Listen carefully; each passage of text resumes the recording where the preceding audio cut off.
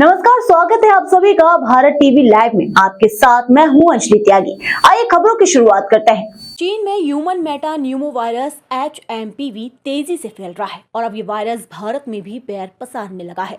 देश में अब तक इस वायरस के 5 मामले सामने आ चुके हैं। इसके मद्देनजर कई राज्यों ने अलर्ट जारी कर दिया है। वहीं स्वास्थ्य विभाग इससे संबंधित सतर्कता बढ़ाने के प्रयासों में जुटा है। बेंगलुरु में 2 मामलों के बाद गुजरात के अहमदाबाद में भी 2 महीने के एक बच्चे की रिपोर्ट पॉजिटिव आई है। इसके साथ ही तमिलनाडु में भी 2 बच्चों में HMPV वायरस की पुष्टि हुई है। इसमें से एक चेन्नई का मामला है तो दूसरा सलेम जिले का। फिलहाल दोनों मरीजों की स्थिति स्थिर है और उन पर निगरानी रखी जा रही है। केंद्रीय स्वास्थ्य मंत्री JP नड्डा ने कहा कि HMPV वायरस कोई नया वायरस नहीं है। उन्होंने कहा कि इससे घबराने की जरूरत नहीं है। HMPV वायरस एक RNA वायरस है। HMPV वायरस आमतौर पर सर्दी जैसे लक्षण पैदा करता है। मरीज को खांसी या गले में घरघराहट हो सकती है, नाक बह सकती है या गले में खराश हो सकती है। जोखिम ठंड के मौसम में ज्यादा होता है। HMPV वायरस खांसने और छींकने से फैलता है।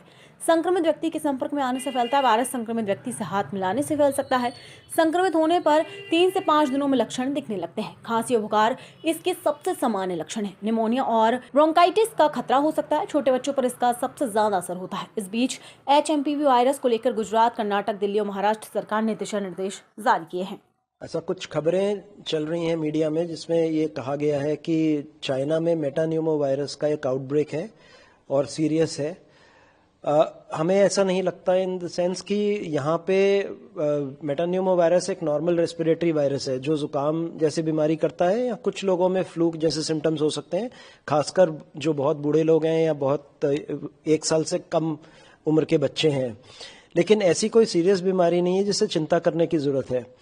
इन दिनों सर्दी के दिनों में रेस्पिरेटरी वायरस इन्फेक्शंस होते हैं और हमारे हॉस्पिटल्स और इंस्टीट्यूशंस इनको हैंडल करने के लिए तैयार हैं। वायरस है ये इंडिया में पहले से ही कई बार सर्दियों में आता है और अभी तक जो भी इसके केसेस हमने देखे हैं वो माइल्ड होते हैं। इस वायरस की वजह से अस्थमा के पेशेंट्स, COPD और क्रॉनिक लंग डिजीजेस के पेशेंट्स को एक्सैसरबेशन ऑफ उनके सिम्टम्स हो जाता है। उनकी ब्रेथलेसनेस बढ़ जाती है, बुखार आता है, तो डिजीज़ को ये इरिटेट करता है। बट ज़्यादा मेजर इसके फॉर्म नहीं नज़र आते हैं। मोस्टली ये जो इंडिया में हमने देखा है मेटान्यूमो वायरस का स्टेन, ये स्टेन माइल्ड ही माना जाता है। फिलहाल खबरों में बस इतना ही। बने रहिए भारत टीवी लाइव के साथ। नमस्कार।